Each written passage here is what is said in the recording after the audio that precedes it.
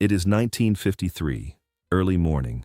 The kind of morning where the air still bites and the Los Angeles sky hasn't decided what color it wants to be yet. Robert Mitchum pulls up to RKO Studios in a car that costs more than most people make in a year. He doesn't rush, he never rushes. He steps out slow, stretches those massive shoulders, pulls a cigarette from his shirt pocket, and then he stops. Parked just outside the studio gate is a rusted, dented Chevrolet. The windows are fogged from the inside. A man is sleeping in the front seat. Coat pulled up to his chin, shoes worn through at the toe, a cardboard box in the back seat, everything he owns. Mitchum stands there for a moment. Just looks. Those heavy, sleepy eyes taking in every detail. He doesn't walk past. He doesn't call security. He doesn't look away. That is the moment this story begins. But to understand what happened next, you have to understand who Robert Mitchum really was. Not the movie star, not the face on the poster, the real man underneath all of it. He was born in 1917 in Bridgeport, Connecticut. His father died in a train accident when Robert was 2 years old. 2. Before he could even form a proper memory of the man, his mother did what she could. But the Depression came, and the Depression didn't care about widows or children. By 14, Robert Mitchum was gone. Out the door, on the road, riding freight trains across America with nothing but the clothes on his back, sleeping in ditches, eating when he could find something to eat, fighting when he had to. At 16, he was arrested in Georgia. Vagrancy. They put him on a chain gang. Hard labor under a Georgia sun, shackles on his legs, guards with rifles. He escaped, walked miles through swampland, got away. But the scars on his legs from those shackles stayed with him for the rest of his life. Think about what that means. A teenager, chains, Georgia heat.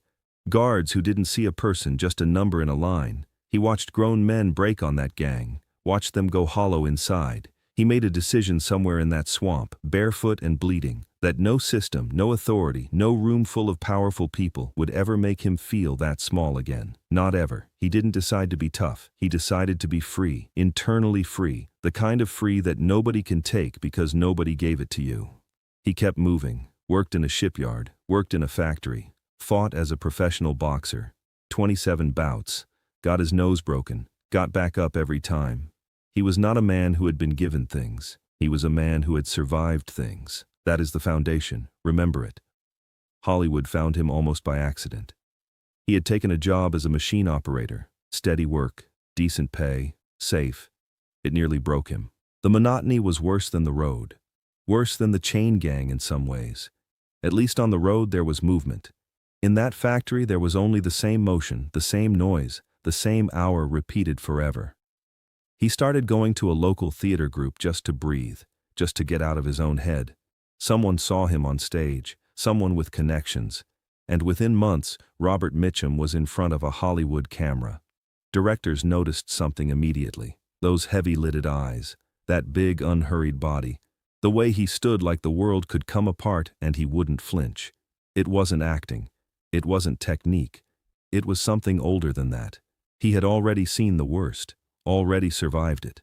The camera couldn't threaten him because life had already done its worst, and he was still standing. By the mid-1940s, he was a star, a real one. Now, back to that morning, 1953. The rusted Chevrolet outside the studio gate. Mitchum walks to the car, knocks on the window, gently. Not like a cop, like a man who knows what it is to sleep somewhere you're not supposed to be. The man inside startles awake, late 30s, thin, hollow-eyed from bad sleep. He sees Mitchum standing there, and something in his face shifts. Fear, maybe, or shame. Mitchum doesn't move, doesn't speak right away, just waits. The window rolls down. The man has a discharge paper on the dashboard. Korea. He had come back from the war 8 months ago. No job, no place to land. The city had moved on without him. Los Angeles in 1953 was booming for some people. For others, it had a way of looking right through you. Korea was not a celebrated war. The men who came back from it came back to parades that never happened, to neighbors who didn't quite know what to say, to a country that was already moving on to the next thing, the next headline, the next boom. The veteran in that Chevrolet had crossed a frozen reservoir under fire. had watched men die in temperatures that made the air itself feel like a weapon, had come home carrying all of it, invisible, with no ceremony and no language to describe what he had seen, and America had looked at him and said, "Welcome back, now get to work." Except there was no work, not for him, not yet. He had heard there was work near the studios, extra work, background work. He had driven there hoping, and somewhere along the way, hoping had turned into just surviving another night. Mitchum listens to all of it, doesn't interrupt, doesn't check his watch. Here is what he does next. He goes inside the studio. He finds the casting director. He tells him there is a man outside who needs work, not asks, tells. The casting director starts explaining about the process, about the lists, about the proper channels. Mitchum looks at him the way only Mitchum can look at someone. The casting director stops explaining. The man gets work that day. Background work. Small. But it is something. It is a foot through a door that had been closed. But Mitchum isn't finished. He comes back to the car at lunch. He brings food. Real food, not vending machine food. He sits on the hood of that rusted Chevrolet and eats lunch with a man whose name he had only just learned. He asks about Korea. He listens, not the polite listening of someone waiting for their turn to speak. Real listening. The kind you only give when you understand that a person's story costs them something to tell. After lunch, Mitchum makes one more move. He knows a man, a property owner on the outskirts of Burbank, has a small guest house he rents out. Mitchum calls him, works something out, covers the first month himself, quietly, without announcement. The veteran doesn't sleep in his car that night. Nobody on set talked about it. Mitchum didn't talk about it. That was the thing about him that people who only knew the legend never quite understood. The legend was the jail time.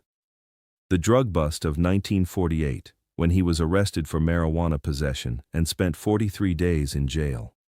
The headlines screamed career suicide. The studio executives panicked. They sent representatives to his cell asking him to issue a public statement, an apology, something to manage the damage. Mitchum swept the floor of his cell and told them he had nothing to apologize for. When he walked out of jail, the box office exploded. The public didn't want a performed apology. They wanted exactly what he was. That was the legend, the cool, the indifference, the untouchable quality. But the legend left something out. The indifference was never about not caring. It was about knowing what actually mattered and refusing to waste energy on anything else. He didn't care about studio politics because he had been on a chain gang. He didn't care about his image because he had ridden freight trains at 14 with nothing in his pockets. He didn't care about the headlines because he had already looked at the absolute worst of what life could offer and walked through it. But the man sleeping in a rusted car outside a studio gate? A man who had gone to war and come back to nothing? That he cared about. Immediately. Completely. Without hesitation. He kept working through the 1950s, the roles that defined an era. The Night of the Hunter in 1955, playing Reverend Harry Powell, a fake preacher with love tattooed on one hand and hate tattooed on the other. One of the most terrifying performances in the history of American cinema. He didn't manufacture that darkness. He had seen it. He had lived adjacent to it on the roads and the chain gangs and the boxing rings of his youth. He just let the camera find what was already there. Cape Fear in 1962. Playing Max Cady, a villain so convincing and so cold that the film disturbed audiences for decades. When they remade it in 1991, Robert De Niro studied Mitchum's original performance the way a student studies a master text. Mitchum walked on set for Cape Fear without a single rehearsal, delivered his lines perfectly on the first take, walked off to have a drink. Directors who worked with him once wanted to work with him again, not because he was easy, because he was real. In a world full of performers performing their performances, he was just there, present, immovable, true. The years moved on. Hollywood changed around him. The old studio system died. The new Hollywood rose. New stars, new rules, new games to play. Mitchum played none of them. He kept working. Over 110 films across 5 decades, westerns and noir and thrillers and war films. He brought the same thing to every single one of them, that quality of a man who has already been through something real and cannot be shaken by anything artificial. In 1973, he made The Friends of Eddie Coyle, a small, unglamorous film about a low-level Boston criminal running out of time and options. No action hero, No easy exits. Just a tired man trying to survive a world that has already decided he doesn't matter. Critics called it one of the most honest performances ever captured on film. Mitchum didn't disagree. He didn't say anything about it at all. He just moved on to the next job. That was the other thing people missed about him. He never stopped working. While other stars his age were protecting their legacy, managing their image, deciding which roles were worthy of them, Mitchum was just showing up, taking the work, doing it right, leaving. No monument building, no legacy polishing, just the work itself, which turned out to be monument enough. Clint Eastwood watched him, learned from him. The economy of movement, the stillness that says more than noise ever could. Robert De Niro studied him. The way a man carries weight without showing it. They understood what took Hollywood years to admit. Mitchum hadn't gotten lucky. He hadn't stumbled into cool. He had built something real out of real material, and that is the only thing that lasts. He died on July 1st, 1997, Santa Barbara, California. Lung cancer. He was 79 years old. There was no dramatic final statement, no carefully managed farewell. He had lived without performance, and he left the same way. Hollywood went quiet for a moment. The genuine article was gone. The last man who had actually ridden the rails. The last man with chain gang scars on his legs standing in front of a camera. The last star who had been genuinely, biologically impossible to intimidate because he had already faced the things that make men afraid. Here is what stays. Over 110 films, 5 decades of work. A legacy that influenced every actor who came after him who had the good sense to study it. But underneath all of that, underneath the noir cool and the bedroom eyes and the legendary indifference, there is a morning in 1953, a rusted Chevrolet, a man with nowhere to go. And Robert Mitchum, biggest star at RKO, knocking gently on the window, not walking past, not looking away. The world tries to tell you that strength is about indifference, about not caring, about building walls so high that nothing gets in. Mitchum knew the truth. Real strength is knowing exactly what deserves your care and giving it completely, without announcement, without credit, without asking anything back. He had been that man in the car, a different road, but the same feeling. The world moving past while you wonder if anyone sees you. He saw the man. That was enough. A black and white photograph, Robert Mitchum, somewhere in the mid-1950s, sitting on the edge of a chair, forearms resting on his knees. A cigarette between 2 fingers, smoke curling upward. His eyes are half closed, looking directly into the camera with an expression that carries no urgency and no apology. He is the most relaxed, dangerous man you have ever seen. He looks like a man who has already decided what matters. He looks like a man who cannot be moved by anything that doesn't deserve to move him. The world belongs to those who don't ask for permission. Authenticity is everything. If this story hit different, subscribe, like, and ring that bell. Drop in the comments. When did someone see you when you needed it most?